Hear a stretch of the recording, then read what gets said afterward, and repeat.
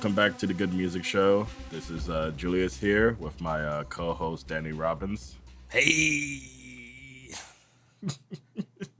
Welcome back. You should put an echo on there and make it sound like a Young Jeezy ad-lib. Hey! You smell the smoke come out the mic. I was going for more of a radio DJ guy with the we're here. I can't even. My Gangsta Brazil's pilled brain is just thinking Jeezy. Snowman. Man, I hope he's all right. Because, I feel like whenever a rapper removes the little or young from their name, I feel like they had a really mean conversation with somebody. Because he changed that after, I think, his most recent marriage. And it was just like, damn, bro. I ain't getting any younger. He said, give it up. It's over. I respect that. I mean, Lil Wayne has to stay low because he can't get taller. That's his problem, I think. And he might shrink. Romeo got tall. Yeah. Yeah. But anyway, on to more important things. Yes. We have a head flipper of an episode for the Good Music Show, as we're going to be talking about what we consider to be bad music.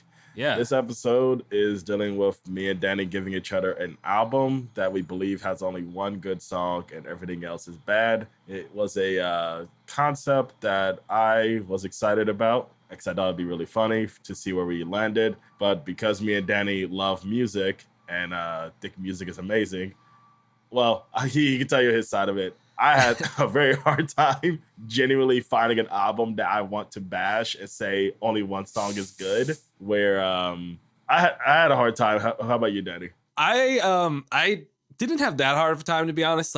Because I kind of was just so eager to find something that it was almost like, oh yeah, this will work. This because the album I picked, yeah. I kind of scanned through each song and I basically just tried to find a flaw, and I got lucky and found one that there was an easy flaw in my taste that stuck out right away. Yeah, because for me it's really more like finding one that has because I wanted to find one that has a song that I generally like even love, you know, which is tough because usually if I don't like an album, I just don't like any of it. Yeah, and the problem with my pick is that, I mean, we'll talk about it. We kind of made this a game where we're gonna try to guess the song. And the one you picked, honestly, was really hard to find one for various reasons I'll talk about. Not that I was Julius is gonna love all these songs. It's so hard to find.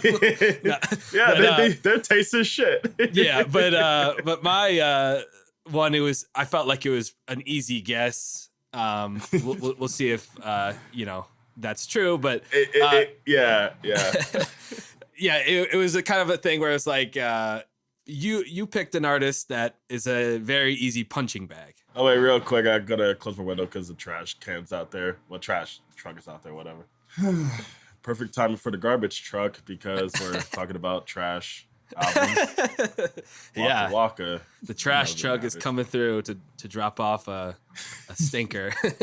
But yeah, so I was saying you picked an artist that is an easy punching bag, right? The guy made himself into a punching bag intentionally. It's a fascinating punching bag. I mean, we won't hide it much longer, but the album that I picked and that we'll start talking with today is Recovery by Eminem. And I don't know, I could do a whole episode, I say this all fucking time, but I could do a whole episode about Eminem just because he's a fascinating pop artist, rapper, in the sense that he doesn't really make much sense for our generation of music listeners because the thing that he was for is basically culturally extinct. We don't care about Bill Clinton anymore. We don't care about George Bush anymore. We don't care about censorship. We don't care about being confused about homosexuals. We don't care about a white guy rapping. We don't care about Eminem's personal life and relationships. Yeah, we don't care about Eminem's baby mama. We don't hate Britney Spears. We don't hate women anymore.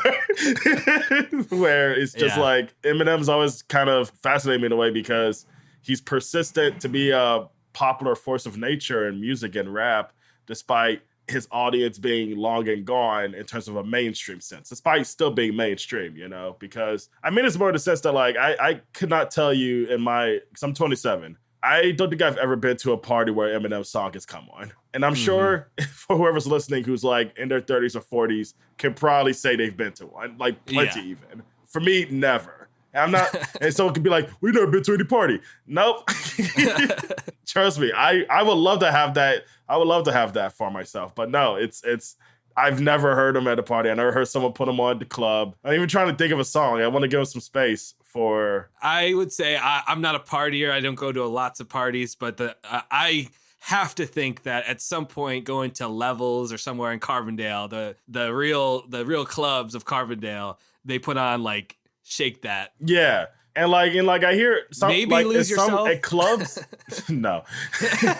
And I mean parties, because like at bars and clubs is a whole different situation. Yeah. Like you're gonna hear some Eminem if you go to a club in Detroit or really anywhere in the Midwest, and same for even LA on certain extent, because he has plenty of like songs with Nate Dogg, Exhibit, and Dr. Dre, where the thing is I still have never forgot about Dre, because that's like an easy one, I guess, but that's not really a party song. Yeah. But the one song that is on his album that I hear all the fucking time that isn't this fucking song, but I hear all the time, I go into a bit more later, is Love the Way You Lie, where that's not being played at a party, but it's being played every time I go to karaoke, and it's a great smoke break song. You know, yeah. Oh, they're doing this.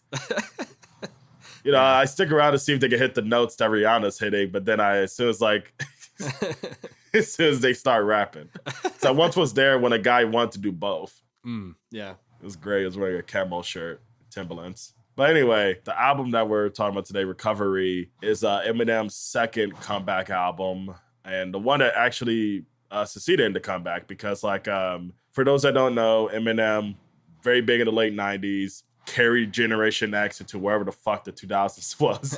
And he ended up taking a bit of a hiatus, I believe, around 2006, because he was having a lot of drug issues and blah, blah, which you could tell through his album Encore, which is like I think everyone should check out Eminem. That's something I'll say. Is just, I think, just to understand the world a little better, not the world, America a little better. Yeah, foundational text. Check out some Eminem music, because it will make sense of why some people are the way they are. You know what I mean? Because you're wondering, why do I have a cousin that really needs to say the R word or the F slur all the time? Hey, let's say Eminem. You won't want to do the same thing, but you'll get why millions of fucking people think it's okay, you know? And Encore, I will say, for a different reason, because it's purely one of the wackest things ever, where I think it makes drugs uncool. Like, you know, like when you listen to like, you know, Jimi Hendrix, you're like, man, he was probably on LSD when he was doing his guitar solo. And now you want to do acid. Eminem makes me want to be sober on Encore. Like it's insane. Like I never thought an album that has Nate Dogg on it and Snoop Dogg on it, I think, could make me not ever want to smoke weed again, because it just is pure abysmal music, and you could tell it's through like his hard time that he was having around that time, which, you know, people say you're beating up Eminem right now, you're being mean about him. I look, Eminem, he could take it, and also if you can't take it, don't dish it, or whatever the fuck the phrase is. Yeah. Because like Eminem, even to this day, I mean, literally just a few weeks ago, he had a song where he makes fun of Meg Thee Stallion for getting shot in the foot, which I'm not really that mad about that line, because I'm like, what do we expect from an Eminem song where we expect to be like, I don't know what the pro Meg slogan is, but like Eminem, of course, is gonna say a joke like that. Like his whole career is making fun of women when they go through traumatic things. Like it just is how it is. But anyway, get off track. It's hard to not, like, Eminem is just so broad. Like, yeah, he's broad, and I just want to like make it a bit clear, because I'm sure we have listeners who just aren't really like. I have a lot of friends who just don't get Eminem at all. Which was me before we did prep for this episode. To be honest, to be fully honest, and I've learned a lot that it's kind of made sense. Yeah. So like after Encore, he had a bit of a hiatus. He dropped a few solo projects and stuff, but then he made a return, I believe, in 2008 with Relapse. 2009. Which is 2009, yeah. And like, which I'm actually a big fan of Relapse. Like, because I don't think I even said this. Like, I like Eminem. I was a huge Eminem fan when I was younger. Like is even a bit strong for me, because I don't listen to that much anymore. But like, when I hear a good Eminem song today, I'll be like, yo, that's some sick fucking music. That's that real shit, you know? And Relapse is a good album, mostly because it's fully produced by Dr. Dre, and he is going absolute batshit with the beats on there. Like, it's some of the most outrageous production. And Eminem, unfortunately, like, spends the whole album speaking in a very weird serial killer Muppet voice. Like, it's very fascinating. when like it makes for a really interesting album where I've listened to it a bunch when I was younger. I haven't listened to it since like grade school, I would say, but yeah, it was cool. But like but then after that came Recovery, which was a response to Relapse, because Relapse didn't make as much money as people were hoping it was going to be from, and it also wasn't a critical success, which I don't think Eminem was ever going to be that at this point, because at this point music criticism was transitioning a lot towards like, if you're not trying to be Kanye, you're not worth anything as a rapper. Like, we don't care if you're not Kanye or Jay-Z, you're not a good rapper, because Lil Wayne was not getting much props in the music criticism until like Carter 3, which got like I think 4 stars from Rolling Stone. But yeah, so like Eminem was never going to be able to be that guy, but Recovery was actually able to be that with you know, going 3 times platinum, having the big Rihanna hit, and also having you know, the veteran classic Not Afraid. So yeah. And so now we're here. I was in I think it's 2010. I was in high school when this came out. I was a freshman. It kind of broke my heart. Like, because I was just kind of like, I was kind of sad because I was like, Relapse is very much kind of like him just doubling down on all of the shit that people would think a rapper like him would want to grow up past, you know, where it's still a lot of woman killing, it's still a lot of homophobia, it's still a lot of like just dumb graphic ideas. It's South Park humor at its worst, of just like when they don't want to like say they're wrong. Like, you know the Trayvon Martin episode of South Park? Luckily, no, I don't. Well, Relapse is that, where it's purely offensive for the sake of being offensive, but you gotta give it respect, just because it's like these guys had the budget and the platform to do this, where they're not even like taking a side on it, but it's just so fucked up where it's just like, I hate you for making this, but I also can't believe you made this, so good on you. Because with Eminem thing, it's just more crazy that he used a bunch of Dr. Dre beats for that, because getting an album full of Dre beats is next to impossible now. Like, I mean, Kendrick doesn't want it because he has his own, in my opinion, better producers to work with, but like for Eminem to do that in the year 2008, and it's still been years since it's been a fully produced Dre album, insane. But Recovery is him trying to own up and be like, yeah, I'm older now, so I gotta be retrospective and like talk about my drug use and talk about how I want to be a better father and talk about how tough romance is as a celebrity. And it's just bullshit. I just don't buy it, because almost every other song gets him trying to like go back to being like, yeah, I can still say fucked up shit though. Check this out. Like, you know, and it's like a very, very lame album, which I think is worse than being bad. Lame is just like a lack of style. It's a lack of like finesse, where it's just sad to see a guy who is undoubtedly like one of the most talented rappers, one of the best. I'm not that guy for you. I'm not going to. Eminem, I can name at least 100 better rappers like right now, right fucking now. But I won't, because I don't need to. But if you want to hit me up and I hear it, give me a call. But like, Recovery is kind of like the encapsulation, just like everything that I hate about Eminem after this. So that's why I picked it, and that's why Eminem is still reverberating in my brain.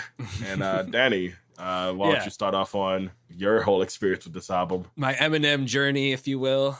So, okay, here's my Eminem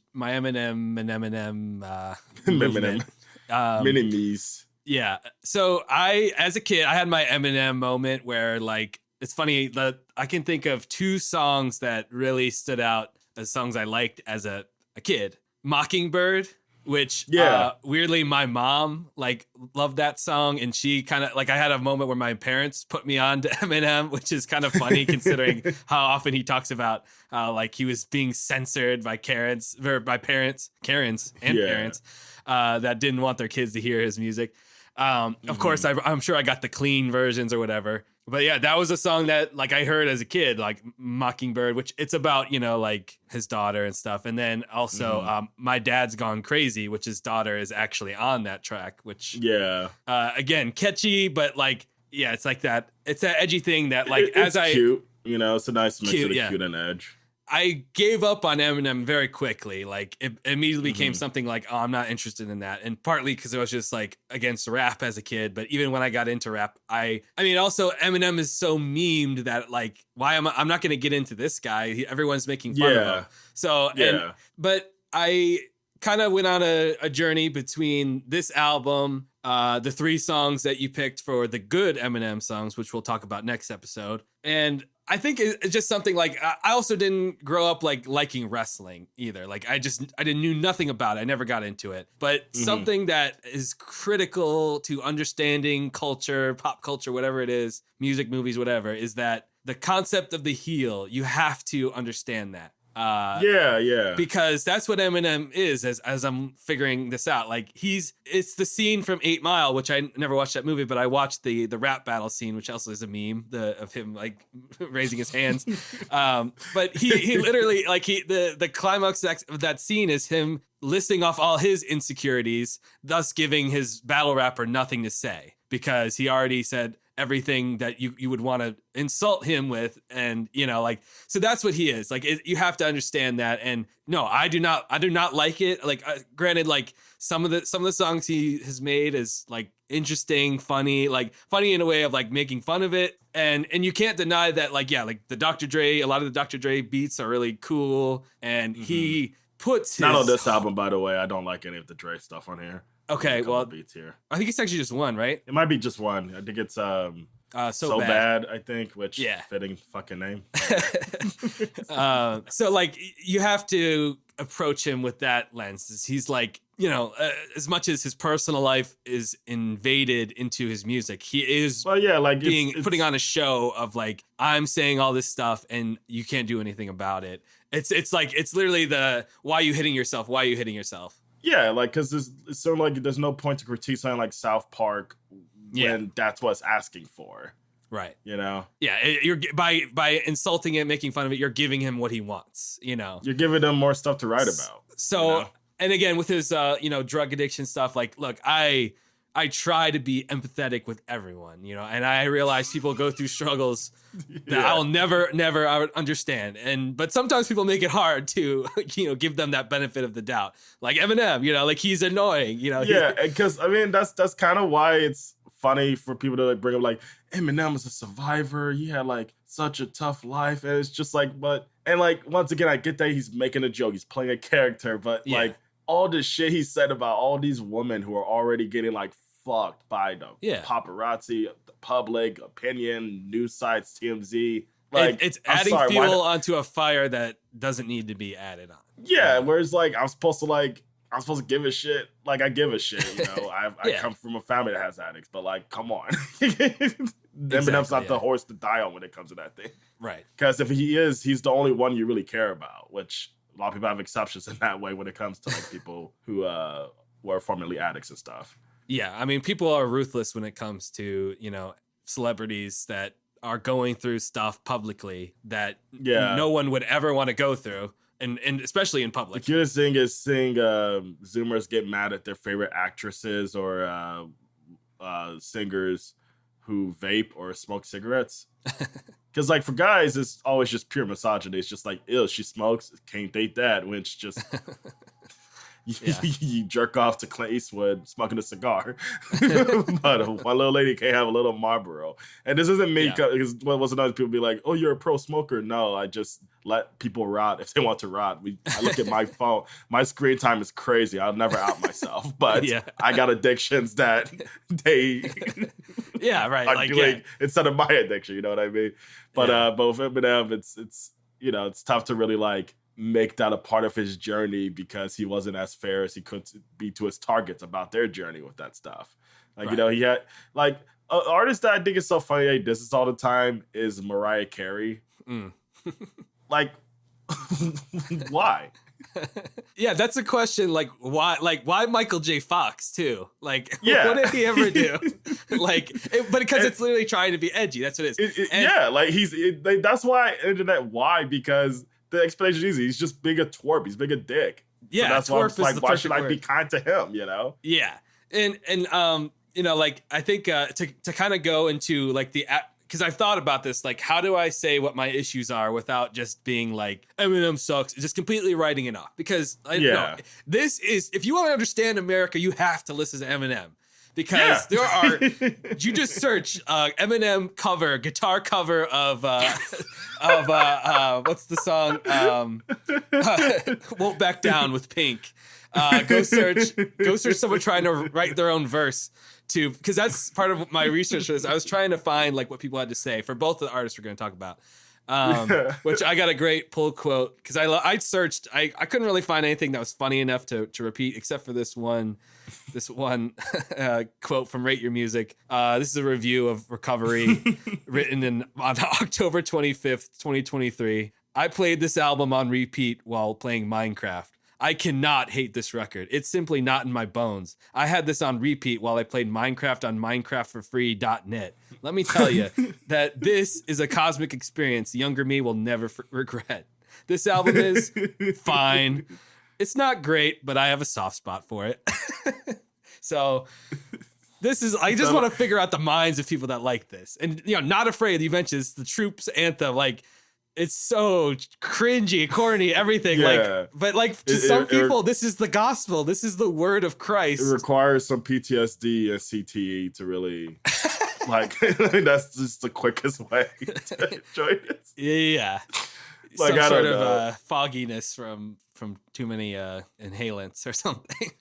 No, because it's just kind of I'm just looking at the proof of the pudding. Because when you go to Eminem's YouTube comments, it's always somebody who has a wild ass story. Like most of the time they went to the war or something with their family and stuff. And it's just I'm like, yeah, that sucks. But it's just crazy that your fucking savior is Eminem. Right. Like if you had 1 million followers and you were giving it to them instead of a YouTube comment, you would just be a target for him. Yeah. It's just how fundamentally different people view music. And it's interesting. It definitely is interesting. And but to go into my kind of issues that I kind of came up with, it seems like he spends so much time writing these raps that have rhymes on rhymes and rhythms that are that's why I say he's talented. You can't deny Eminem's you can't talent. deny it's that. Just I don't have to like it. But yeah, at the end of the day, it's the same as Eddie Van Halen style guitar playing, where it's it's a party trick, and it kind of ties into his recent single that just dropped called Abracadabra. It's literally a trick that you work really hard on it, but at the end of the day, it's a trick. It's nothing. It's not what I'm looking for in music. If that's what you want, fine. But I'm looking for something that goes beyond that. Eddie Murphy can't control puppets, but I'm never putting Jeff Dunham over him as a comedian. Yeah, exactly. Yeah. So that's my issue. And, I am glad, I could have gone my whole life without listening to Eminem and just being, ignorant on his whole thing. But I'm kind of glad that we had this experience. Happy lesson is go on, continue doing that. But just if you ever just want to understand why a good amount of Americans are like this, or just guys in general, Eminem's a quick way to get it, because millions love this shit. Millions. Not even millions. I would say billions to an extent, because he is insanely popular. Yeah. The day Eminem dies, oof. The parades, the marches, they might put a pause for every fucking war. The U.S. Army won't even serve that day. Can you imagine if Eminem and Donald Trump died on the same day? God, that would be insane. I think that would cause that would crack the earth. That would, yeah. Holy shit. But just to make an example of it, because at some point we do need to get to the album itself. Yeah. This is the Eminem show. Yeah. We don't really, though, because that's kind of the whole thing, is it's bad. But yeah. Go ahead. I know. I just remembered. Because I was 14 when I first heard this. No, I was actually 13 when I first heard this album. And I'll never forget just the first song upsetting me so much. And I think it's because I hate Eminem singing. Yeah. At least Recovery post singing, because I think Eminem has some cool hooks. I think because Eminem at his prime reminds me a lot of Drake, in the sense of how they're able to just create a general fucking cipher for a lot of audiences who want to understand their masculinity and how to not answer any of its problems, but still making it appealing, making it into a product, Yeah. What a word salad. But anyway, but the more important thing is I feel like they have great hooks most of the time, where if you go to any of Eminem's first 3 albums, his hooks are the reason why he was a very popular artist. And Superman, which is one of my favorite songs off of his 3rd album, The Eminem Show, hits him singing on it. He can clearly catch a melody and pull it off, But Cold Wind Blows is some of the most grating shit in my life. I feel like it's someone's putting a cheese grinder to my eardrums. It's crazy. And I remember when I put it on to prep for this episode this is the first time I listened to it since like maybe 2012. I was like, maybe maybe I'll find some more stuff I like about it. And just Cold Wind Blows is just such a fucking abysmal intro. It's just so sad. 2 seconds into that song, I like winced and I looked at the 5-minute runtime and I was like, oh yeah, God, like what am I doing? You have no shot at liking this. There's no chance. So real quick before we kind of like go through the specific tracks, I just want to say like there is a tweet by one of my favorite podcasters right now, Murder Brian, who does the podcast called Guys, which is a podcast about guys, like like sex guys, foodies, Yelp guys, different stuff. It's basically just like reading Reddit, which is like something a lot of people do, but they have a really good way of finding what's funny about certain types of people. But anyway, he tweeted just a very simple phrase that is very loaded. Eminem is classic rock. I mean, it's like, right? Like, it's like, it's so true on this album because he has like the Ozzy Osbourne sample, like, and his latest single is Steve Miller Band. I mean, this kind of goes to a thing that upsets me about Eminem in terms of like people being like, Eminem is black. Eminem is like a real rapper. When like Eminem is still a white guy from Detroit just based off like what he chooses to sample and what people choose to sample for him and what he also like prides himself on of being as a great white hope. Like there's nothing about Eminem that's like making him be like, I don't want to be this. I am not happy in this state. Cause like I can point to you plenty of white rappers who do not at all want to like have that approval from their own demographic. It just happens because they have that like, identity, that image. Whereas Eminem has never really been interested in being that. He's always been excited to be the token in hip hop, which is why to call him classic rock is just kind of silly to me because like, I don't think that's what he's going for either. Yeah. But it does go into like an issue that I have regarding that, Yeah, I think it's like people receive him as being like, like they'll tote him as good or whatever, but they won't give respect to actual like, like rappers that have like hip hop. Yeah, to hip hop in general, yeah. Yeah, because to me, like I still feel like he generally like does like rap to some extent, like he has to, because he could have just done a Kid Rock, he could have just done a Post Malone, but he hasn't. Exactly. Yeah, So like you have to give him some sort of props for, handling some of it well, I guess. Eminem could literally take all of Tom McDonald's money right now. Yeah, but he won't. He had the whole beef with Machine Gun Kelly. Yeah. Like Eminem grew up in Detroit, like, and not like the cute parts of Detroit, despite I don't know where those would be. Yeah. Like where it's just like I don't know, it's just kind of silly to like people, especially white audiences, want to throw that stake on him when it's like he would immediately deflect it back. Yeah. So can we guess? Because I need to guess what you picked for the one. Yeah, I mean we're 30 minutes in. Let's just figure it out. I narrowed it down to four options, which one of which is already out.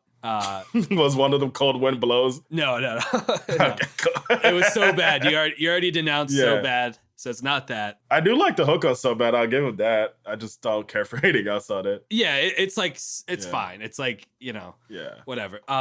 And then another one I have to eliminate from my 4. No Love. I mean, No Love is close because I really like Lil Wayne's verse on it, and I think Boy Wonder, he's the one who made the beat. Do you know Boy Wonder? Vaguely, I've seen his name come up a lot just from recognizing on this track. Oh, actually, no, it's not Boy Wonder. It's Just Blaze. That's sadder. Do you know Just Blaze? I know. I don't really know any. I mean, besides Dr. Dre, I'm pretty unfamiliar with most of the producers on here. It's like Just Blaze. He's awesome. He was a really big producer in the early 2000s with Rockefeller, where a lot of Blueprint, some of the best, like Blueprint's a fucking like elimination chamber of like the best rap producers in that era. Cause like they have a lot of Kanye, they have a lot of fucking Just Blaze, they have Bink, they have Timbaland on there, they have Ferrell was on Blueprint too, but still like. But the biggest verses in that whole album is Just Blaze versus Kanye, where to really like get how good Just Blaze was, he was better than Kanye at that point. Everyone loves saying like, oh, Kanye's the best producer. Yeah. He's not even top 10 in that era, in my opinion. But Just Blaze like fucking makes it be to shorts on that album. Where I was just gonna say I can't do the sample songs really. I find them no, yeah, because I was gonna get to that at that point where like Just Blaze, what made him even better than Kanye is just like the way he would like warp the shit out of a sample, like not even build off of it. He would just like make a samples like a specific part get drawn out to be the song and the beat itself or whatever, where he's great at chopping them. No Love is kind of just why Just Blaze isn't really that much of a big producer anymore, because he made a lot of money off the song, I'm sure. But like and he did a couple beats on this too, so he probably is living very good off of the Jay-Z Eminem money.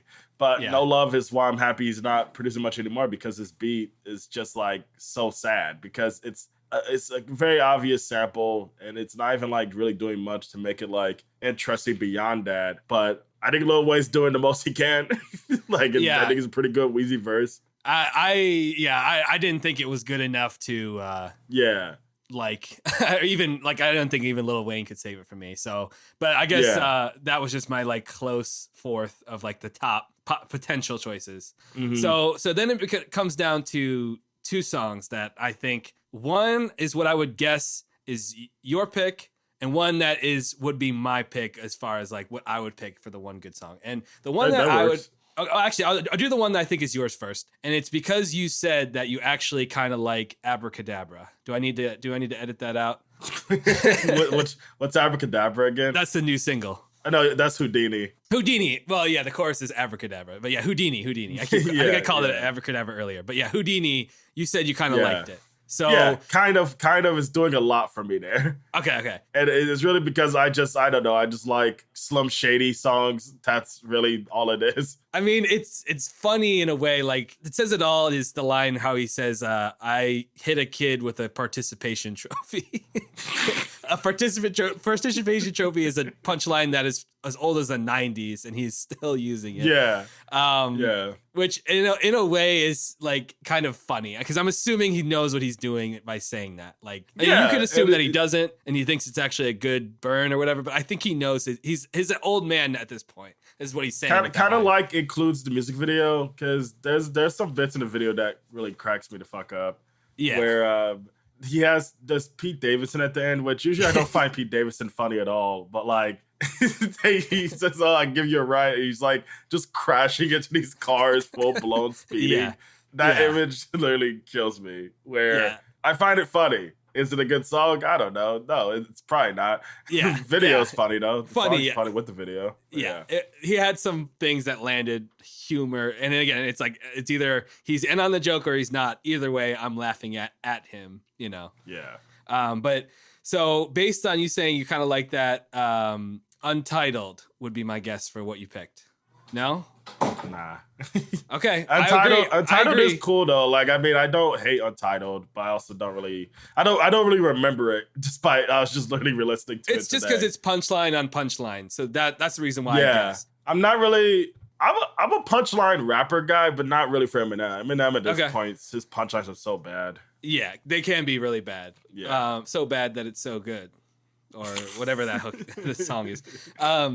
Okay, then my pick is what I would pick for the one good song is On Fire.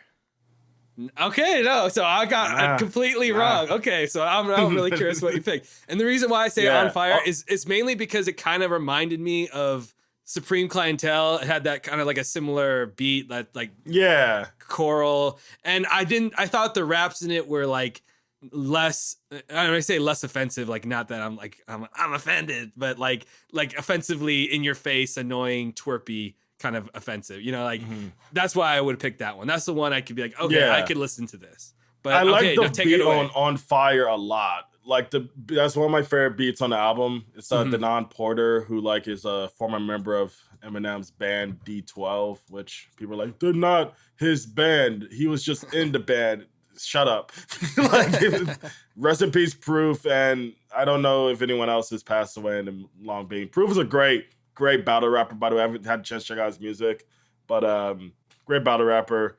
D12, their albums are cool if you like Eminem. If you need more Eminem in your life of that era, D12 albums are where you go. But anyway, the guy who produced the beat on Fire, he is a former member of it that was able to pivot into becoming one of Eminem's main producers, where he just is able to capture that really good 2000s Dre sound, where I like the beat on Fire a lot. And the lines are cool. You know, I don't love it. It's just still not doing enough for me to be like, this is good. But yeah, I will say, like, I did look around on Rate Your Music, and I was alone in saying this was my favorite. Like, no one else agreed with, like, no one else shouted out. Honestly, I'm curious what their favorites are, because I could tell you what mine is then. Would you want me to? I can give you a few that I saw a lot. Yeah, sure. Say yours. I think they said Spacebound. Spacebound fucking sucks. Going Through Changes, WTP. Those are all ones that came up. Too. Talking to Myself. Yeah. All right. Yeah, that's it. Talking to Myself. Talk to Myself. Yeah, I like that one a lot. You can kind of guess from the way I was talking about Eminem of just like him feeling like he needs to still be that guy of like, oh, I could still be a troll. I could still say, fuck woman, fuck this, drugs. Talking to Myself is like probably the only time Eminem will ever want to be self-reflective in a real brutal way where it's interesting and it's still entertaining, where it's still like, you know, a decent song. Where it's Talking to Myself one of Eminem's best songs? No, you won't find that here on Recovery. There's no benchmark for that with Eminem here on this album for me. But it has a really great DJ Khalil beat because I feel like he gets the blend of rap and rock that he's going for on this album better than any other producer. Because he also did Won't Back Down, which YouTube covers be damned. I like that beat a lot. If it wasn't so grating, I'm fine with it. I think Eminem is what makes it grating. Like I skip that song. I skip that song each time I re-listen to this album because I was like, because like, and also I love a Pink hook. I'll be real. I like Pink. I don't know if she's done anything fucked up, but Pink has a good sense of humor. But I learned a lot about Pink in a podcast recently. She's interesting. Yeah, she's an anomaly similar to Eminem is currently because I don't know any Pink fans, but I'm sure her concerts are always sold out. You know? They're all at Target, the Pink fans. Yeah, they're just waiting in closets, waiting for, I think she's going to be at United Center this weekend. Like, which I think, in a weird connection, Pink and Eminem are like trying to show that they're outside of the system. They're like, they don't like the music industry. They are, you know what I mean? Like, so like, cause like Pink was very referential. Like, I'm not a regular pop star, even though she did. Yeah. Like that was her whole gimmick, stars, you know? So interesting connection there, I think. Interesting connection. But back to DJ Khalil, really just dope producer who's similar to Denon Porter, really is great at getting that like big, sounds high budget Dre sound that isn't really here on this album that much, even from Dre himself. But Talking to Myself, I love the beat on it. I think it's a cool beat. I like the hook a lot. I see. I wasn't a fan of the hook. I don't know. It didn't do it for me. That's all I can say. Yeah, but like that's kind of what I like. It's like it's a very like vulnerable Eminem with a beat and hook that I like because I think that means a lot to me on this song, especially is him like calling himself out of just like, yeah, man, the rap world has moved on from me. I have insecurities about it, and here's how I dealt with it. Hatred was flowing through my veins. On the verge of going insane. I almost made a song dissing Lil Wayne. It's like I was jealous of him cause of the attention he was getting. I felt horrible about myself. He was spitting and I wasn't. Anyone who was buzzing back then could've got it. Almost went at Kanye too. God, it feels like I'm going psychotic. Thank God that I didn't do it. I'd have had my ass handed to me. And I knew it, but proof isn't here to see me through it. I'm in the booth, popping another pill. Trying to talk myself into it. Are you stupid? You gon' start dissing people for no reason. Especially when you can't even write a decent punchline even. You're lying to yourself. You're slowly dying, you're denying. Your health is declining with your self-esteem. You're crying out for help.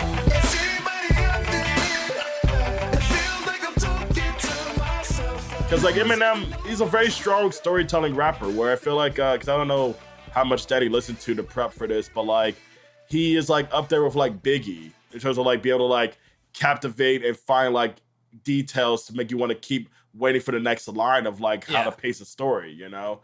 Yeah. And this song is like the closest one of like an interesting story that doesn't feel corny or fucking bullshit, which are two words I would use for storytelling or love the way you lie.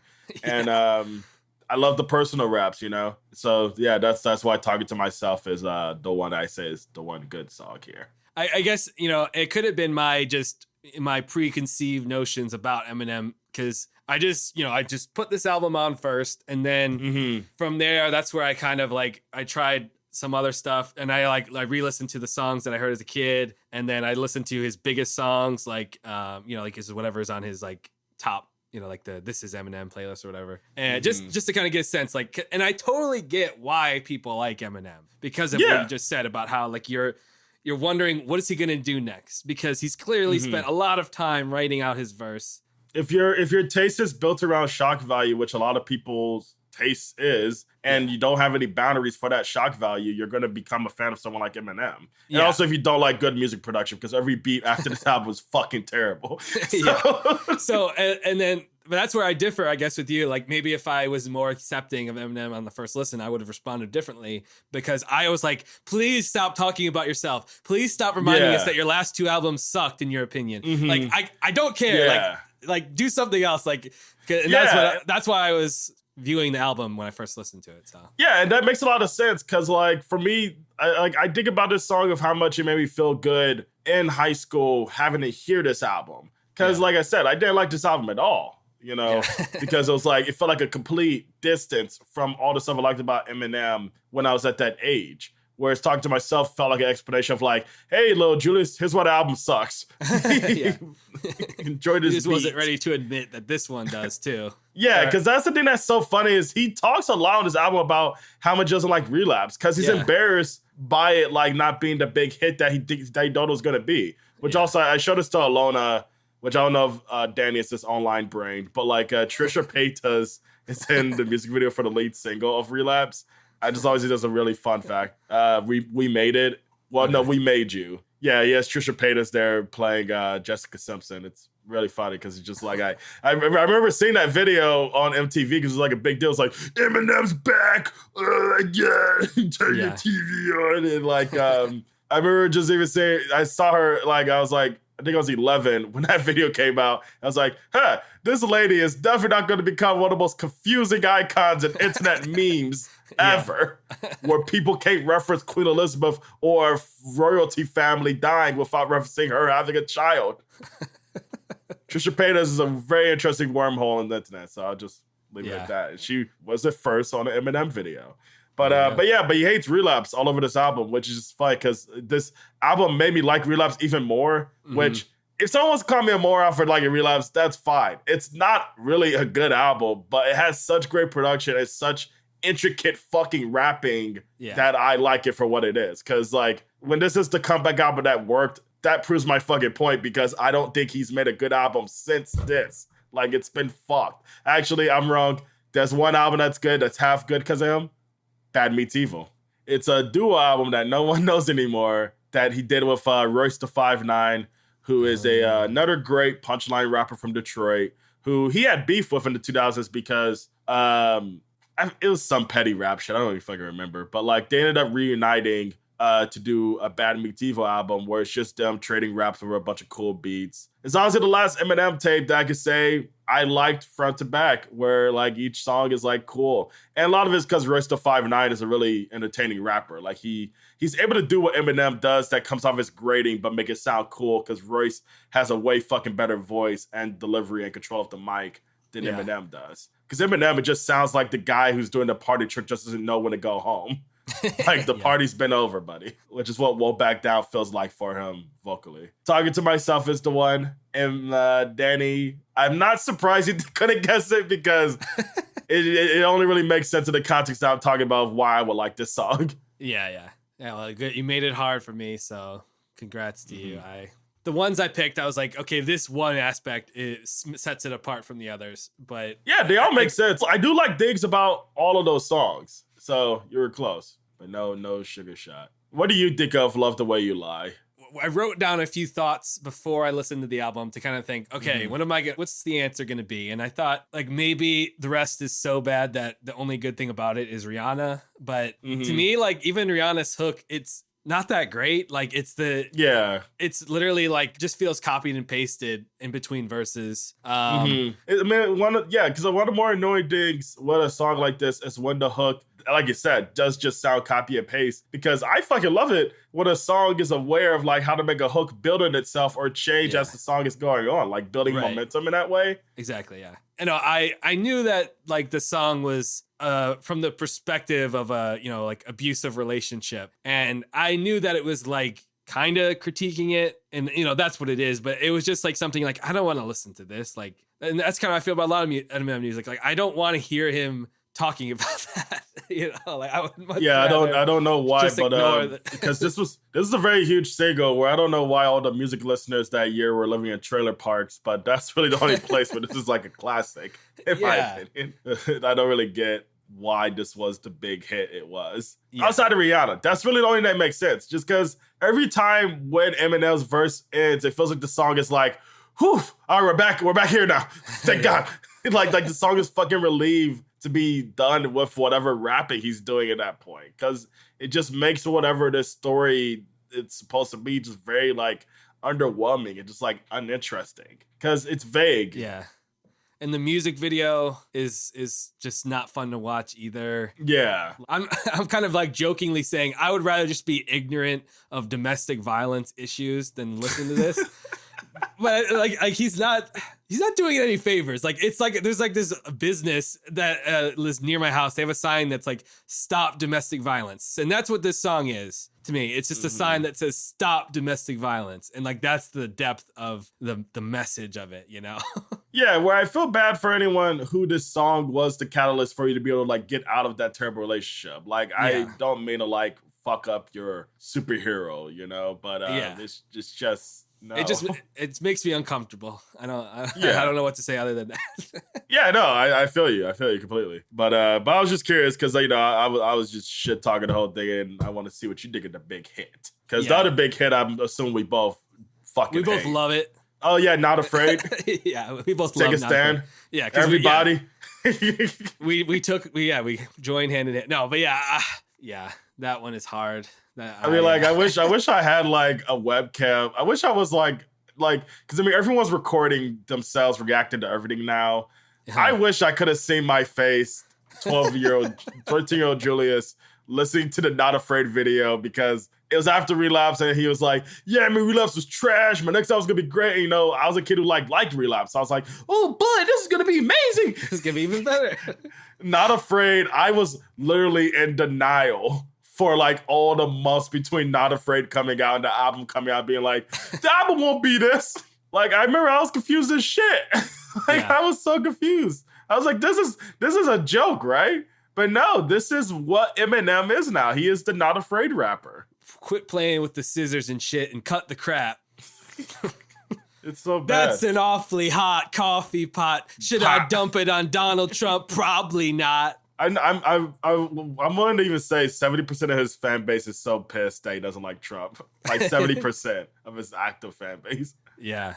He loves Obama, he really loves him. He really did like Obama. That's why he's so like important to reckon with if you want to understand culture. Like, yeah, because like it's not as simple as like Republican, Democrat, liberal, conservative. It's Eminem fully encapsulates how fucking insane America could be culturally, because none of it makes sense. Another crucial detail, and he references it on Untitled, is he's great friends with Elton John. They're the best. Yeah, buddies. Elton John is his like get away with Joe card, so he can say the F slur over and over again. Yeah. Which, I mean, do you know the background of that? I think vaguely, like Elton John reached out, something like that, but no, not really. Yeah, so like, I mean, his best song is undeniably Stan. Like, Stan is like one of the greatest songs out there, like bar none. Which it's the classic of like, oh, the obsessive fan is writing lyrics and stuff. Which, like, I'm sure hearing it now, that wow factor is practically gone, because there's way better storytelling rap songs with way cooler sound designs, way cooler perception shifts. But like, as a kid, hearing and seeing the video of Stan was just mind-blowing, and I feel like it still can be. But the main issue that people had with Stan, which, I mean, beyond all the other homophobic things in Eminem's music, was that this like fan had to be gay. He had to have a crush on Eminem or whatever. And Eminem was set up to perform Stan at the Grammys that year, and I think it was either Grammys or VMAs. And for Stan, he decided to have Elton John come out and perform the hook with him. And it's like one of the cooler Grammy performances you could watch, because Elton John does his fucking thing, But ever since then, Elton John's been Eminem's Get Away with Joe card for homophobia. And not to mention that, Elton John is notoriously a huge asshole too. Like he is mean as hell. Elton John is not MLK of gay people. Like, thank you for that disclaimer. So it's just perfect that they're cool and they're friends and that he's his pass. He could have just literally went anywhere and asked someone, "Are you gay? Please help me." But Elton John, for a good amount of young listeners, is just Eminem's gay friend.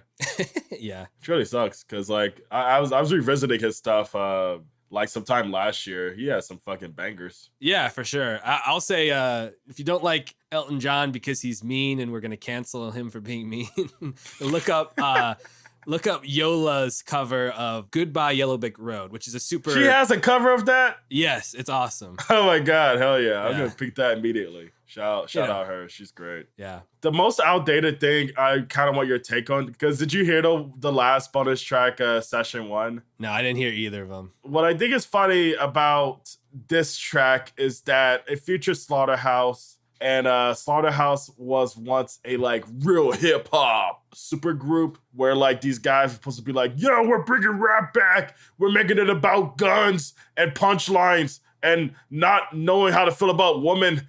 And it was Royce da 5'9", Crooked Eye, Joel Ortiz, and now famous podcaster Joe Budden. Joe Budden's not on the song. I don't know why he isn't. He's probably doing some Joe Budden shit. But but I don't know. I forgot that was even there, where it just shows me how much different of a time rap was in 2010 because Kanye was still exiled for disrespecting Taylor Swift. Drake was about to become the biggest rapper ever. And Kendrick and J. Cole were still underground. So we had no idea what the fuck the decade of rap was going to look like. I don't know. It's just crazy to think that this many people had to hear Joe Budden before he became the troll that he is today. Or hear of a group that had Joe Budden. Right. Because, I don't know, trust me, if I ask my niece, who is 13 now, like if I had to ask her, like, who's Joe Budden, she would not even know he was a rapper. She would think he was a reality show star or a podcaster. Or the guy from the famous Quavo line from Ice Tray.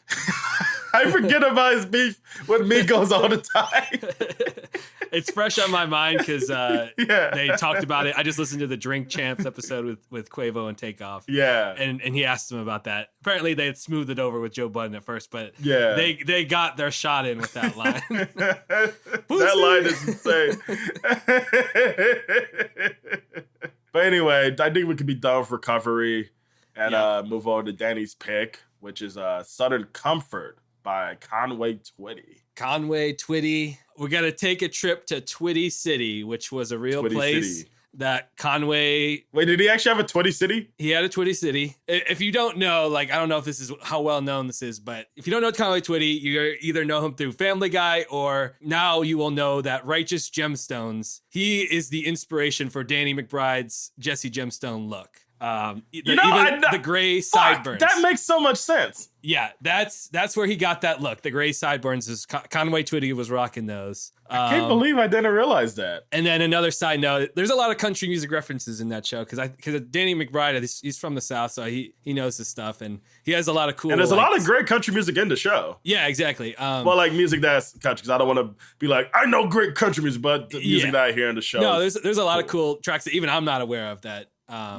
He's put in there, but like so, and then Baby Billy's character is based off of old George Jones, like the glasses and the gray hair and the little like thing. So, and then like there's a bunch of other references. Like at one point on stage of the church, there's a guitar that's like red, white, and blue. That's the same guitar that Buck Owens used, which was also used by Pat Smear in the Nirvana MTV Unplugged. He used that red, white, and blue guitar. So just tons of references that as a country fan, it's always cool to see. And even the compound that the Gemstone has is similar to the Twitty City in that like Conway Twitty built a big house and a bunch of other houses around it for his kids and their families to live in. And he opened it up for fans to come visit Twitty City and like, you know, there's tourist stuff, gift shops and stuff like that. Cause he had so many #1 country hits back in the day that it was crazy. Like he rivals Charlie Pride with the amount of hits. Like I think Charlie Pride had more hits, but he was killing it. Conway Twitty was killing it at that time. Oh yeah. So yeah,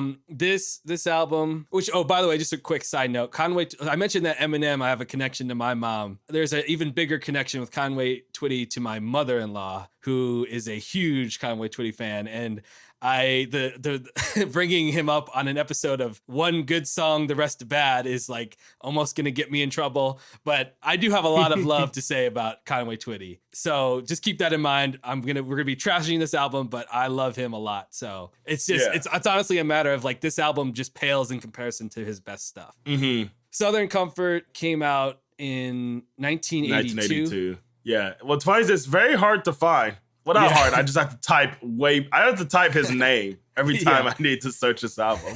Which, I mean, I'm assuming because Southern Comfort's a very common phrase, you know? Yeah, it is. Yeah. And it's even funny, too, because 2 of the songs have typos in them on Spotify. Love and Only Love is spelled A-N, and Something Strange Got Into Her was spelled Something Strange Go Into Her last night, which is just, I don't know how they missed those typos, but whatever. So just a quick general overview of Conway Twitty's career. He started out as he sounded like Elvis. So he started off in that rock world trying to do the Elvis thing, basically, with the deep voice, the crooning, but rock and roll. And a lot of that stuff's great, but he kind of was, apparently he was like freaked out by the fans of rock and roll at that time. I mean, yeah, because that's like the 70s, right?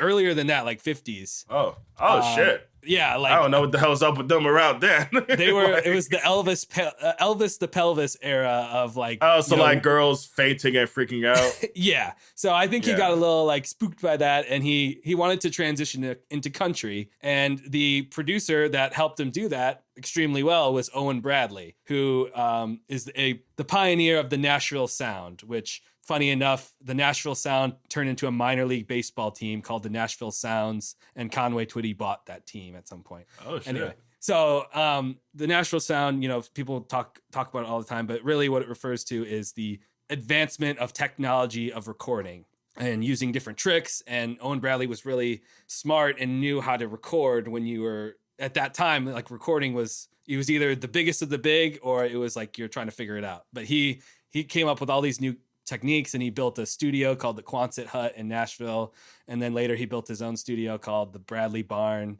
outside of Nashville. And so this guy, he knew what he was doing, and he knew how to turn this rock and roller into a country singer, and specifically a country singer that loved to sing to women. Like, he was very conscious from the beginning that he wants his audience to be women.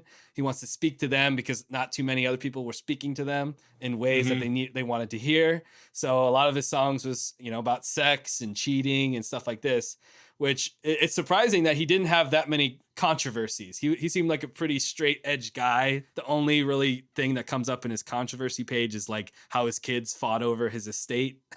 So like that's after he died, right? Yeah, that was after he died. So, yeah, interesting guy. That Conway Twitty was a character, just kind of like how Eminem's a character. Yeah, and a guy that he would say the things that men were too afraid to say to women, and get into the emotions. One wanted to terrify women, and one wanted women to love them. Yeah, exactly. So yeah, Owen Bradley did tons of great stuff, and Owen Bradley was also the producer of Loretta Lynn, who they had a bunch of hits together, and one of the songs I put in the playlist of the good Conway Twitty songs is one of their duets. Another great singer, and they both talked about sex a lot. Loretta Lynn had The Pill and Rated X and Don't Come Home a Drinking with Lovin' on Your Mind. So an absolute genius pairing, and they were good friends too. And funny enough, like when Conway Twitty died, like Loretta Lynn happened to be in the same hospital that Conway was brought into. So they had like a moment of like the last time seeing each other before he died. Aww. So that's kind of like a weird coincidence, because it was in like Missouri too, and Branson. So yeah, just one of those classic stories of country, this weird coincidences. But to get into this album, this is post Owen Bradley. Conway, he got big enough to decide like he wanted to produce himself. And he co-produced with another person. Like, it wasn't just him on the board. So he co-produced it, but he took himself into a direction that he wanted to be in charge of. And sometimes it worked and sometimes it didn't, to be honest. And that's where this album comes in, Southern Comfort. Can you guess the song that I picked is the good song, Julius? Oh, you want to start there? Go ahead. I got 3. Okay. I Was the First. Okay. Slow Hand. Okay. She Only Meant to Use Them. Okay. Is there any of those? Yeah, you got one. Yeah. Want me to say it, or do you want to make your final guess? She Only Meant to Use Them. Oh, no. No?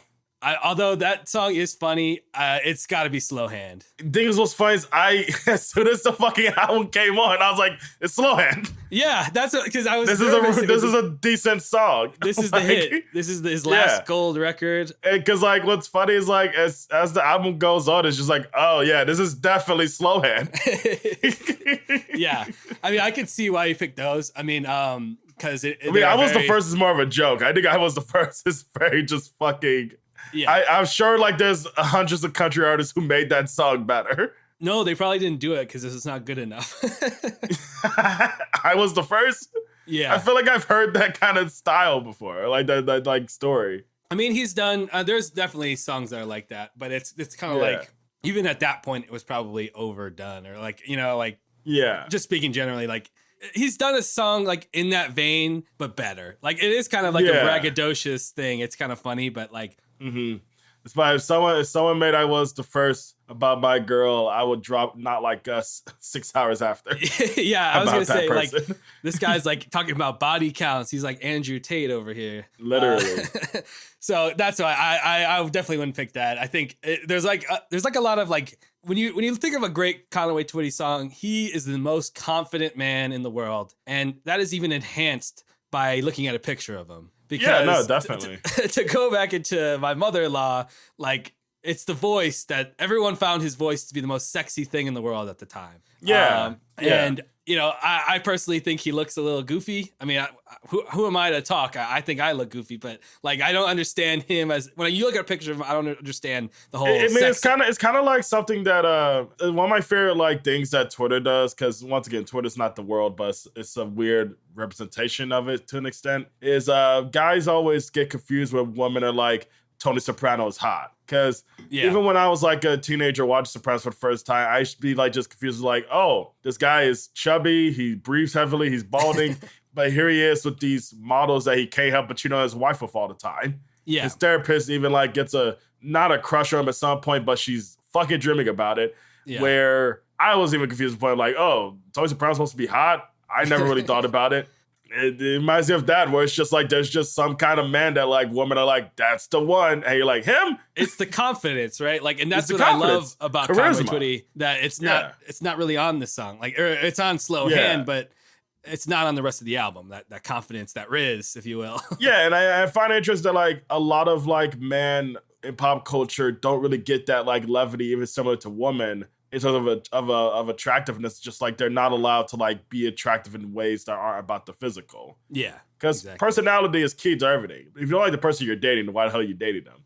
Folks aren't everything, and they shouldn't ever really be anything. But Conway Twitty, I think he's a cutie. I remember when I first saw him as a child watching Family Guy, I was immediately taken aback, just like, man, this guy has his hair. Yeah. Has shape to it. Supposedly, I did look into that a little bit. Like, supposedly Seth MacFarlane wasn't even involved with that joke. Like, it was more the writers that were pushing it. And Seth MacFarlane's take about it was like the videos that they picked. He's like, in his words, the most uncharismatic performer of all time because they picked the wrong clips. He's just sitting there not really moving. But when you see different videos of him, like when he has full control of the stage and the mic, he's leaning into it. He's getting into it. Yeah, I love those bits purely because like it's good to hear that they picked ones that are deliberately boring, or they just picked which ones they found first. It works for the joke. Because one of my favorite jokes ever is just wasting people's time, and like millions watch Family Guy. Yeah. Where whenever that bit happened, my dad would get so fucking furious. I see him like everyone would. Yeah. I see him leave because of those jokes, man. Whereas I was just like dying laughing, especially for the one where they just played a complete performance. Yeah, Yeah. But that was definitely like my way of like learning about him and being aware of him. So like, did you have any like songs that you like carried on into your life at all? The Family Guy? Just, like, did they put you on anything that you're like, oh, I'm going to listen to this on the regular or anything like that? It definitely made me become more open to, like, just country music in general, I would say. Okay. Because before being exposed to those bits, like, I just didn't really, like, country to me, before all of that was just Sweet Home Alabama by Kid Rock. where I was just like, it's the ding ding ding ding ding ding, because like a lot of stuff that is generally country, I would just mistake for like rock a lot of the time when I was like younger. Yeah. Where Southern rock. Where like where those Conway Twitty bits, like as charismatic as he is in those clips, I was like, oh, this is a nice melody. Like it makes me feel real dreamy and stuff, you know? Yeah. Where he introduced me to those aspects of country music that I would like a lot from the artists I would get into like later in life. It was definitely the gateway drug of me being like, country music is like good, because it was able to expose me to like elements of this genre is like trying to make its own thing as compared to like, you know, the country music that's like desperately trying to be rap or desperately trying to be rock, but it needs to maintain that country sense, you know? Exactly. But I liked the Conway Twitty stuff. I heard on Family Guy definitely made me prepared of getting into this album, where I was able to just immediately designate, oh, Slow Hand is good. Yeah, definitely. And where I wasn't surprised to see that this is like the hit for the album. And I think it's funny that an album like this puts the hit right at the beginning. Yeah. I've got time. You got a man with a slow hand. You got a lover with an easy touch. You got somebody who will spend some time, not come and go in a heated rush. Baby, believe me, I understand. When it comes to love, you want a slow hand. Yeah, like, it's weird. He doesn't even try to hide it. They didn't, like, you would expect them to name the album Slow Hand too, but yeah, because the title track is kind of like, I don't know how you feel about it, but I think it's just kind of nothing. It's nothing, yeah. That's how I feel about all these songs. Like, first of all, like Conway, he's not known as a writer, though he has written some great ones, like his signature song "Hello, Darling," "Linda on My Mind," which I'm pretty sure Family Guy featured "Linda on My Mind." "It's Only Make Believe," which is an awesome song. That was like one of his first big hits. And "You've Never Been This Far Before" is another great one that he wrote. But other than like this whole album, he didn't write any songs on it. And I do have to give him props for Slow Hand. Like he put that out a year after the Pointer Sisters did it. So like the direction he wanted to go, like it's cool to see, like to not just try to do a country, like it's not aimed at the country audience. He's like showing people like other music is cool too, you know? Yeah, which, you know, it's always cool to see with artists like that, especially with a platform like that, you know? Yeah. It's a genre like most genres where the fans are more than happy to never have to hear a different kind of instrument. Yeah. You know? And interesting enough that I did look at one of the writers of Slow Hand. He did not think of someone like a group like the Pointer Sisters doing that song. He said it was the Pointer Sisters are the furthest thing from my mind when I pictured who was going to do the song. So it's cool that they had a hit off of it as well. They got number 2 on the main Billboard charts with the Pointer Sisters did, but Conway got number 1 country. So it depends on which one you value more, if you value the all genre or the specific genre is getting number 1, but it's just an interesting thing. Like, and I think both versions of the song are great. Yeah, no, like, because I checked out the Pointer Sisters one. They're not too far apart, which is cool. Yeah, no, which like, there are like some lines on the cloud that cracked me up. I kind of want to pull up that song real quick. Because that's the one, like, it's close to being good. Like, I really like the melody of it, but the production and like the music side of it, it just doesn't go anywhere. Also, I don't believe him. Yeah. I don't see him as this guy who, like, he's not selling the story of this guy's like, oh, I don't really care for all the attention. I'm actually sad. Like, I don't buy this guy as sad about this kind of thing. I think he could be sad, you know, about his barber not being available, or, you know, a girl leaving him on red. Well, he died in 1990 something, so I don't think he knew about text messages. No. If he was alive, he'd be sad about that. Yeah. But yeah. And then I like it is funny how they end with like the circus organ at the end of the song. It's like really forced in there, like at the end, like it's a clown song. I don't think they know what the song's about yet. It's kind of like Elvis, or not Elvis, Eminem, how he always is constantly saying "get it," like when he does like a play on words. Oh yeah, when he starts the song with like, "Oh, the critics really don't like this one." Yeah. And then, like, again, it's all like none of I looked at the writing credits on here, and I don't know any of these people. Like, usually you'll see a name that's like, oh, I recognize their name from this song. Yeah. I don't know what happened here. It's just like generic, like there's like 2 songs on there about like a love gone wrong, but it's like, well, why did it go wrong? Like, there's nothing more to the story other than like, It's terrible when people fall out of love, isn't it? It sucks when a heart stops beating. Yeah. So that's why I'm excited to talk about the good songs on the next episode, because I kind of went crazy with it.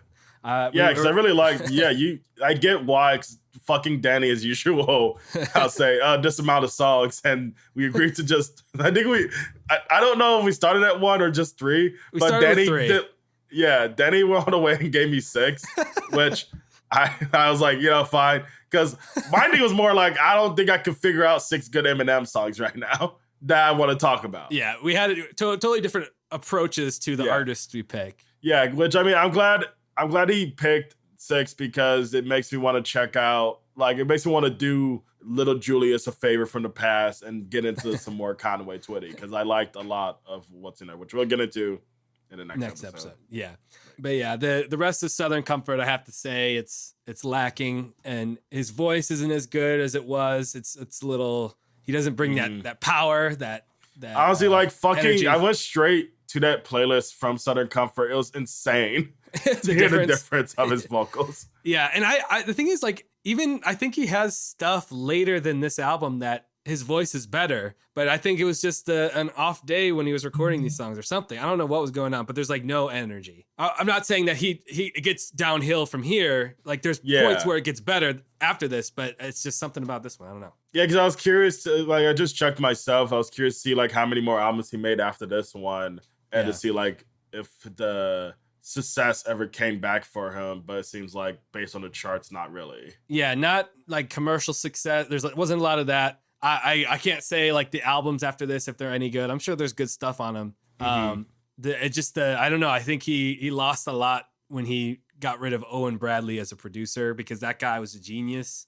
And that's all it really takes sometimes. Because even with Eminem, I feel like the more he doubled down on wanting to produce his own stuff and have supervision on the beats that he picks, he became a way worse artist. Yeah. Where I feel I don't want to judge how someone goes about making their art. I'm not them. They're not me. But I feel the proof is in the fucking quality sometimes, where if you want to produce your own stuff, fucking go for it. Be my guest. But I hope it's a way better reason than I want to save money on the budget, or which is probably what it was. What it could be. Yeah, because beyond money, the fucking difference is going to be heard if you can't pick up those duties up yourself properly. Because with Eminem, it's very much an issue. A lot of later stuff. It's just he's not that interested with a producer or an A&R. Yeah. So do you have anything left to say on this album or Conway Twitty? Because if you don't, or if you do, go ahead. But I got a way to close it that's perfect. I got a video. I like the cover. The cover looks like it's the worst fucking advertisement on a TV. Not advertisement. I want to get more where it's just you remember when TVs were more yellow, soap opera commercials? Yeah, it's that where it really brings me back to that, where I like it. It does mislead you though. You think this guy, he's got this lady leaning on his shoulder, but he doesn't have that Riz in this album. Nah, not really on this record that much. But we'll definitely get into that with the good songs, which I'm really excited to cover. But unless you got anything else, I think we can take it out with Conway Twitty. I've got a video that is truly wild to witness. And I'm going to ask you, have you heard of the TV show Night Music with David Sanborn? No. Okay, no. I hadn't either. Have you heard of The Residents? Have you ever heard of The Residents? I don't think so. I never have either. They're just on their Wikipedia. They're an American art collective and art rock band best known for their avant-garde music and multimedia works. So they're weird. They're experimental industrial stuff. Avant pop. Yeah. So I found about this show, Night Music, hosted by David Sanborn. They have some of the most crazy artist pairings. It's just a music show. They have live performances, and I think they show old clips as well. Just to name off a few episodes and who the artists that they paired. There's an episode with Miles Davis and the Red Hot Chili Peppers, 90s Red Hot Chili Peppers before they were big, when they still looked like crazy. You got Sonic Youth, Indigo Girls, and Daniel Lanois all in one episode. You have, let's see, Sting and Fareed Hawk with Carla Thomas and Rufus Thomas. You have the Pixies and Al Green on one episode. So Nancy Griffith, Taj Mahal, Todd Rundgren, Bootsy Collins, Pretty Fat, Carla Bley, Steve Swallow, Alan Toussaint, all in one episode. So just crazy combinations of artists of the 90s and late 80s and stuff. Curtis Mayfield has been on an episode. A lot of love it. Really interesting stuff. I'm going to have to dive into this show because there's a lot of it on YouTube. But there was an episode with The Residents, this art rock band, and Conway Twitty.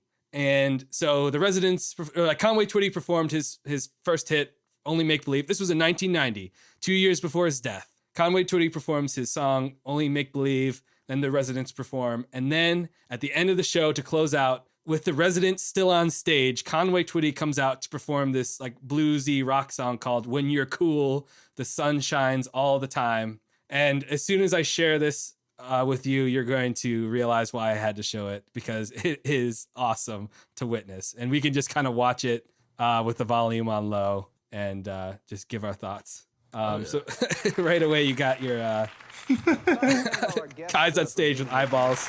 And of course, Conway Twitty, who's going to wrap things up with his song, When You're Cool. It's just surreal to see this. I'll skip ahead a little bit. No, just immediately. Yeah.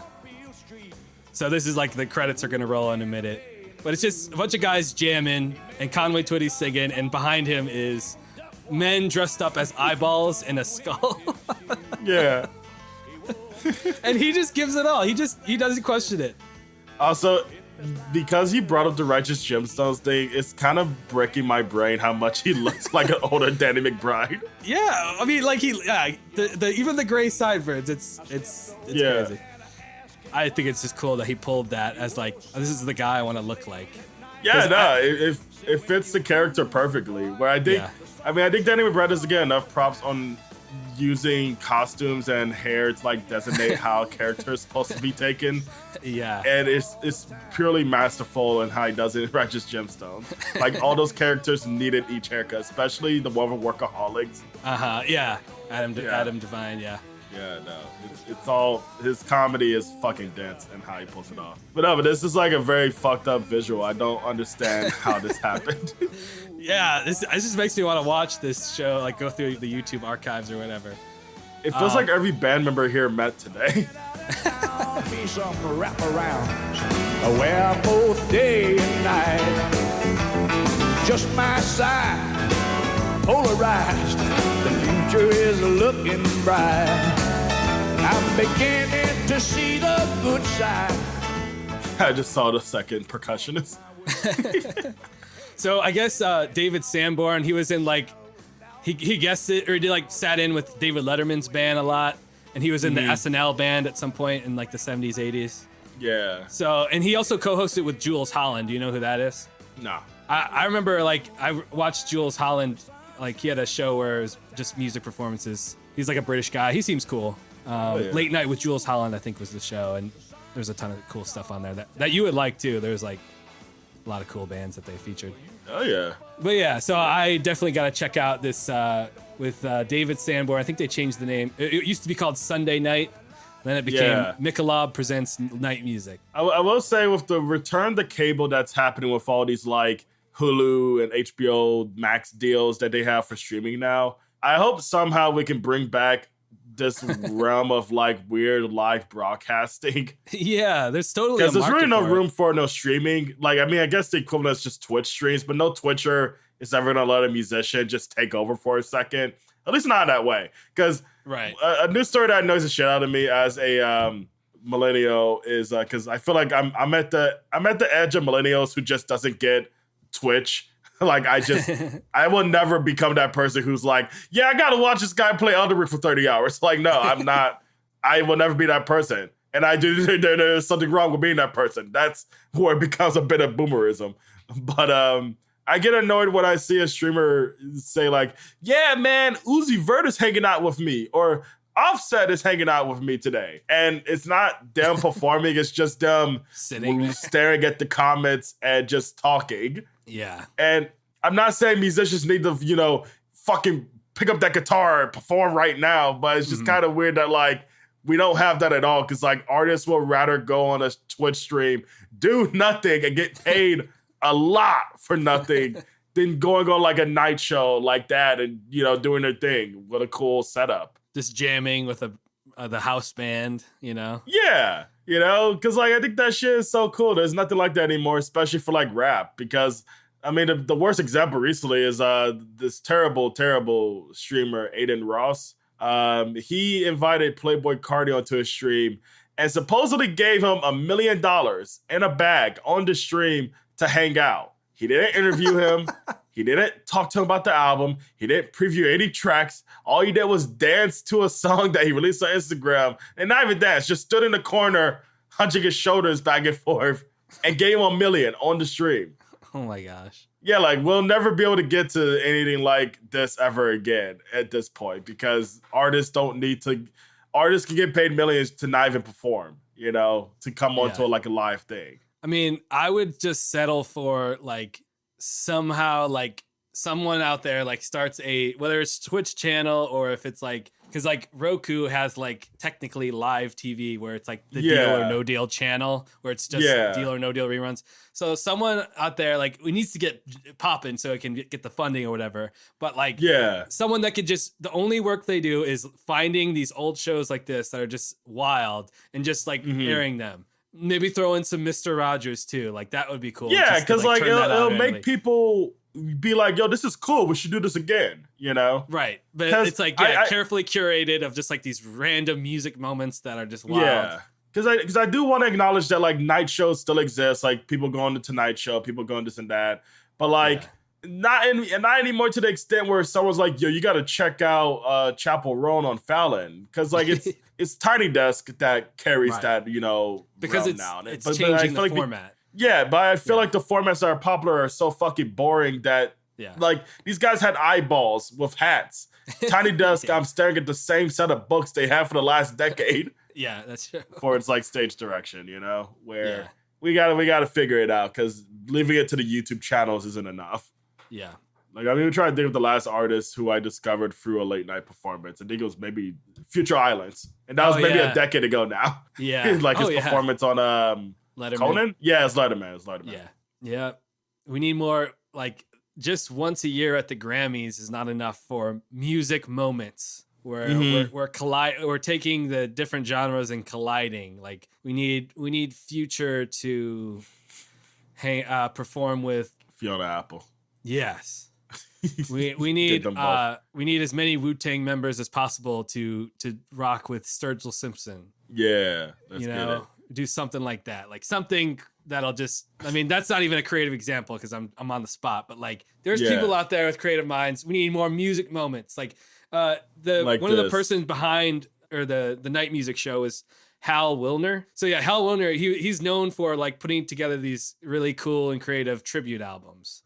He's a music coordinator. So we need more like iconic people that are like just music fans, and they can make the calls and connect the right people, because everything again goes back to the things we've talked about in this podcast. We need our circles to collide and create something cool rather than just being separate planets from each other. So that's my speech. Yeah, no, I fully endorse it as co-host. I did just get reminded of this year's Grammys had like one of the funniest live TV moments of Travis Scott performing Fade with Playboy Cardi. Because it's such like I like to imagine everyone who watched the Grammys was like, Travis Scott is back. I know he killed all those children. Okay, well let's see what he has to offer. that performance is fucking nuts. I don't know what the fuck is happening anymore for the Grammys to be like, yeah, let's get Travis Scott to make a performance with Playboy Cardi. but that's all I got. Join us next week. I will say you're gonna hear this way later, where hopefully we have more by then. But I did get an email of us reaching 250 downloads. We have I think we have a loyal listener in Germany. I have no idea who that could be. I have no idea who that is either. Maybe it's someone using a VPN too. But they're like in jail. Like, I don't know. Or like, I don't know how the VPN thing works, but I think it puts your internet in the. But let's see, one of our top download locations is Frankfurt am Main, Hesse in Germany. Shout out to our Frankfurters. Yeah, for them Franks. Yeah, we lost them. Yeah. But I mean, I just wanted to say shout out to who's been listening. It's been fun doing this with Danny, where I'll be doing this even when we got 0 downloads, but it's just cool to know that people are like paying attention, checking out, and staying consistent with listening. Yeah, we appreciate it. And we're looking forward. We're making our own music moments here. Eminem and Conway Twitty. Yeah. Which I guess we didn't really talk about. Do you have any other comparisons of those two guys? Because not really. I can't really think. I mean, I think I said it when I said basically like how they are characters that are trying to attract a certain audience. Eminem somehow became one of the biggest artists in the world with his attempt at being a character, which is very confusing to me. Conway Twitty definitely got popular for, I would say, good reasons and making that music towards women, which was, I would say, is an underserved audience at the time. We had all these men singing. And he was like, you know what? I know what you ladies are feeling, and I'm going to sing about it. Yeah. So I think they both knew their audience, though, and somehow made the most of that. Join us next week we're going to talk about the good Eminem songs that we like and the good Conway Twitty songs. And then after that, we're going to do a 2024 music so far. The mid-year point has passed at this point when you're listening, but we have had enough time to ruminate on some stuff that came out in the first half of 2024. So we're going to be talking about a couple albums and some 3 songs each that stood out. So join us for that. And see you then. Talk to you then. And bye. Bye. Hey, when you're cool, boy, the sun shines all the time.